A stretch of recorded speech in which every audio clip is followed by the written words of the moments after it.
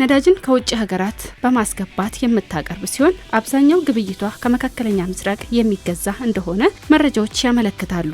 በከፍተኛ የውጭ ምንዛሪ ሀገር ውስጥ የሚገባ ነዳጅ አቅርቦትም በዓለም አቀፍ ደረጃ የሚከሰት የዋጋ መዋዠቅ በአቅርቦትና በዋጋ ላይ ተጽዕኖ ያሳድራል። በመካከለኛ ምስራቅ ሀገራት በተከሰተው የሰላም መደፍረስ ምክንያት በሀገራችን የነዳጅ ምርት አቅርቦት ላይ ትልቅ ጫናን አሳድሯል። በዓለም አቀፍ ደረጃ የተከሰተውን የነዳጅ አቅርቦት መስተጓጎል እስከሚቀረፍም ነዳጅን በቁጠባና በፍትሃዊነት መጠቀም እንዲቻል አበረታች ጥረቶች እየተደረጉ ይገኛሉ።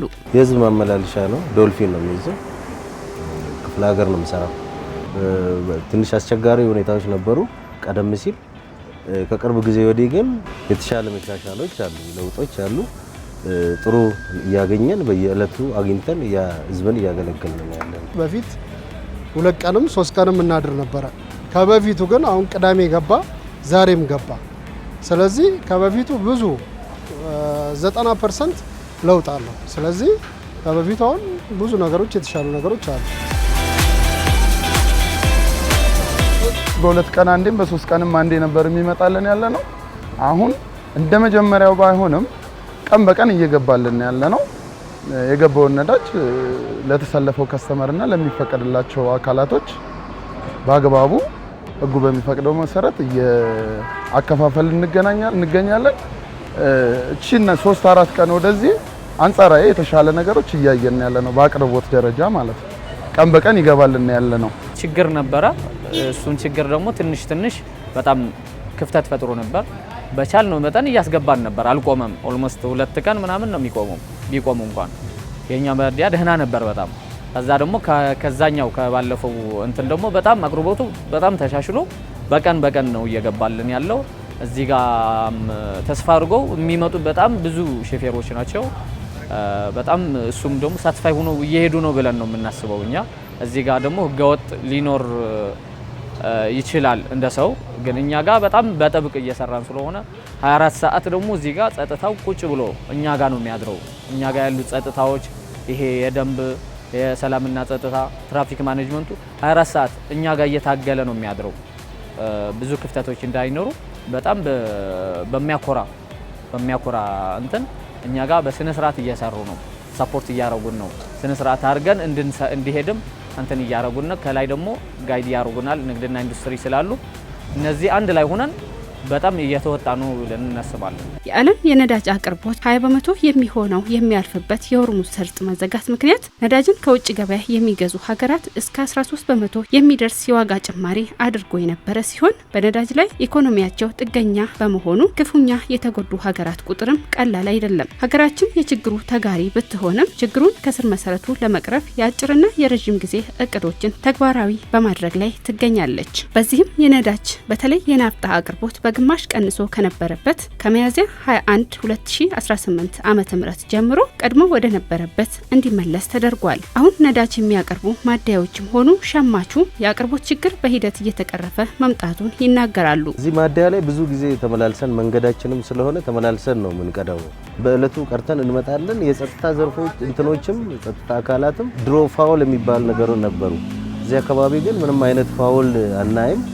በእለት መተን ነው ቀርተን ምን እየተገለገልን ያለነው። የነዳጅ ሁኔታ አሁን በጣም ጥሩ ነው ያለው። እኔ አሁን ከመንገድ ነው የመጣሁት። አንዳንድ ቦታዎች ላይ ያየው ነው የመጣሁት። ማደያዎች ላይ በብዛት አሁን ክፍት ነው። ሰሞኑን ከነበረው አኳያ ስናየው እጅግ በጣም ጥሩ ነው ያለው አሁን ማለት ነው። እኔ አሁን ወደ ሐዋሳ መስመር ነው የመጣሁት። ከዛ ስመጣ በየመንገዱም እያየሁኝ ነበርና መንገድ ላይ የነበረው ሰልፍ አሁን የለም፣ ሙሉ ለሙሉ ተላቋል አሁን። ከዚህ በፊት የነበረው ግን እጅግ በጣም ከባድ ነበረ፣ ስለ እውነቱ ከሆነ ማለት ነው። በጣም ከፍተኛ እጥረት ነበረ። ደጅ እስከ ማደር ደረጃ ብዙ ጊዜያችን ማለት ይቻላል መኪና ውስጥ ነው የምናሳልፈው። ያለው ሰልፍ ከባድ ስለሆነ 4 ቀን 5 ቀን 6 ቀን ድረስ ሁሉ የምንሰለፍበት ጊዜ ነበረ። አሁን ግን ያው እንደመጣው ነው ቀጥታ የገባሁት ወደዚህ ማለት ነው።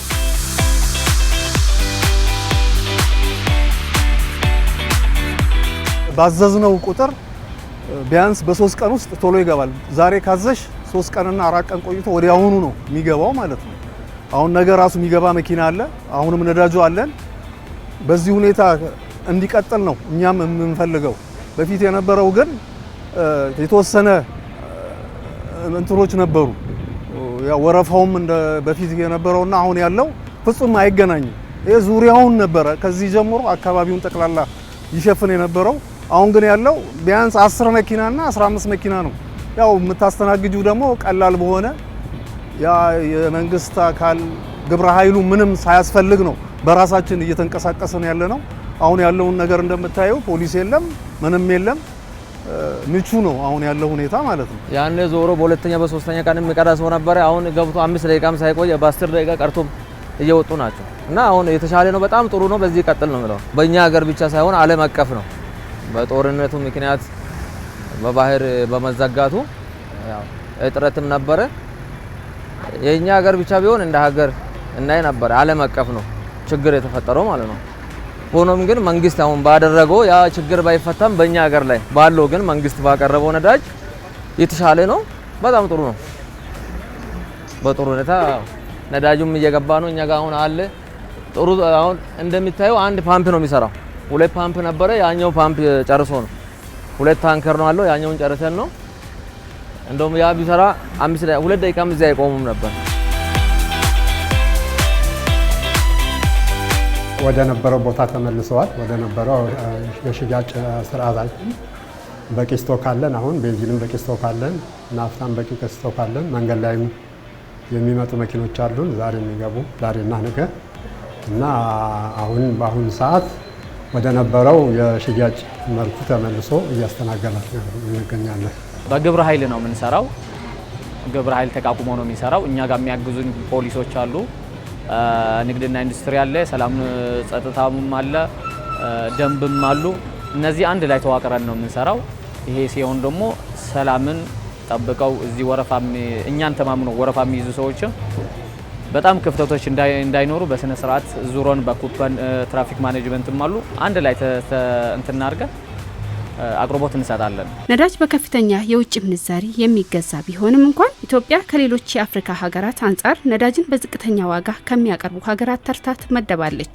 ሆኖም በውድ ዋጋ ሀገር ውስጥ የሚገባ የነዳጅ ምርት ላይ ሰው ሰራሽ እጥረት እንዲከሰት ከተቀመጠላቸው ዋጋ በላይ የሚሸጡና የጥራት ደረጃቸውን ያልጠበቁ የነዳጅ ምርቶችን ለተጠቃሚዎች የሚያቀርቡ ህገ ወጦችን ለመከላከል መንግስት የተለያዩ አደረጃጀቶችን በመፍጠር እየሰራ ይገኛል። በዚህም የነዳጅ እጥረት በተከሰተ ጊዜ የሚሆን በመደበኛ አቅርቦት ወቅት ውጤታማ ስራዎች በመሰራት ላይ ይገኛሉ። እስካሁን ባለው ሂደት ከህብረተሰቡ መልሰን ኢንተርቪው እናደርጋቸዋለን። እኛ ጥያቄ እንጠይቃቸዋለን እንዴት ነው አገልግሎቱ የሚለው እና በየቀኑ ደግሞ ቃለ ጉባኤ ይዘን እንገመግማለን ማለት ነው።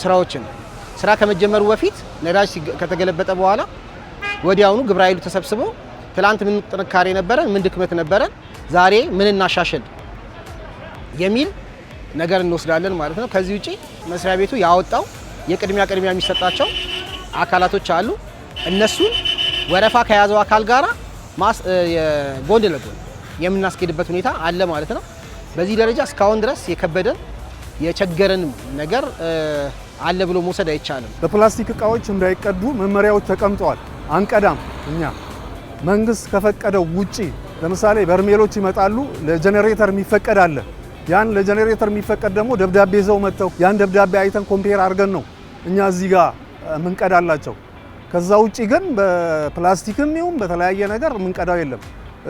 ሌላ ፋውል ምናምን የሚባል ነገር አለ። እሱን ነገር ግን እኛ ጋር ከግብረ ኃይሉ ጋር አንድ ላይ ሆነን ተከላክለን፣ በጣም የሚገርምሽ ነገር ባለቤቱ አድሮ ነው አንግቶ ነው የሚሄደው። እዚህ ሌሎቹም ሊመሰክሩ ይችላሉ ማለት ነው። አሁን ባለው ሁኔታ እሱ የለም። አሁን ለምን ስራው ቀዘቀዘ? የሚገባውም መኪና እንደዚህ ቀላል ነው። ይሄን ያህል ቁጥጥር የሚያስፈልግበት አይነት ሁኔታ አይደለም። ከዛ አንፃር እሱ ይገርምሻል ቆሞ አድሮ አንግቶ ነው የሚሄደው። ያ የነበረው አሁን ደግሞ ተቀርፏል ሙሉ ለሙሉ። የተፈቀደላቸው ተቋሞች ነበሩ 1 2 3 ተቋሞች። ለነሱ እሱንም ከዚህ በፊት ከሚፈቀድላቸው ከነበረው ተቀንሶ በጣም ተቀንሶ በተፈቀደላቸው መሰረት በአግባቡ ይሰጣል እንጂ ከዛ ውጪ ላልተፈቀደላቸው አካሎች በምንም ምክንያት ነዳጅ በእቃ አገልግሎት አንሰጥም ነበረ። ሰልፉም ደግሞ ያው ከህግ አስከባሪ ከኛ ልጆች ከቢሮ ከህግ አስከባሪዎች ጋር በመተባበር በጥሩ ሁኔታ የሚሳለጥበት ሁኔታ ነበረ የነበረው።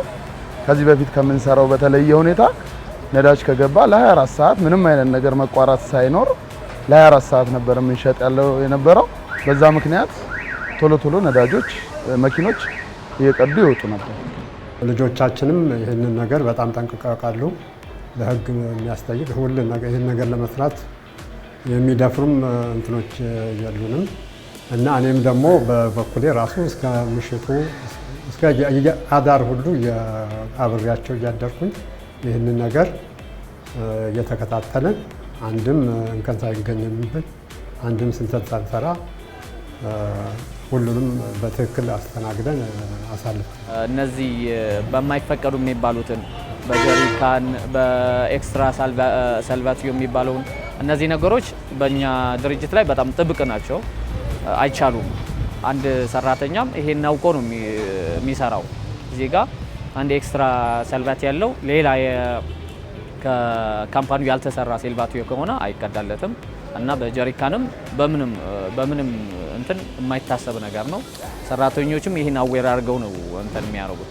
ህገወጥነትን መከላከልና ህግ ማስከበር ግብረ ኃይል አለ። ግብረ ኃይሉ በጋራ ነው የሚመራው። ሰላምና ጸጥታ የግብረ ኃይሉ አስተባባሪ ነው። ፖሊስ አለ፣ ወረዳችን ጣቢያ፣ ደንብ ማስከበር፣ ንግድና ኢንዱስትሪ ጽህፈት ቤት አለ እና ሌሎች ከራሱ የማደያ ባለቤቶች ጭምር የሚሳተፉበት ግብረ ኃይል አለን ማለት ነው። በዚህ ግብረ ኃይል አማካኝነት ስራዎችን በተቻለ መጠን ህብረተሰቡ ኩፖንን ማዕከል ያደረገ ማለት ነው። ከትራፊክ ማኔጅመንት ኩፖን በየቀኑ ተሰርቶ ይመጣል። ስለዚህ አንድ ኩፖን ለአንድ ጊዜ ነው የሚያገለግለው። ይህን ኩፖን ለመኪናዎች ባለቤቶች በመስጠትና ታርጋቸውን በመመዝገብ በኩፖናቸው ስርዓት ባለው መንገድ እንዲስተናገዱ የማድረግ ስራ እየሰራን ያለንበት ሁኔታ አለ ማለት ነው።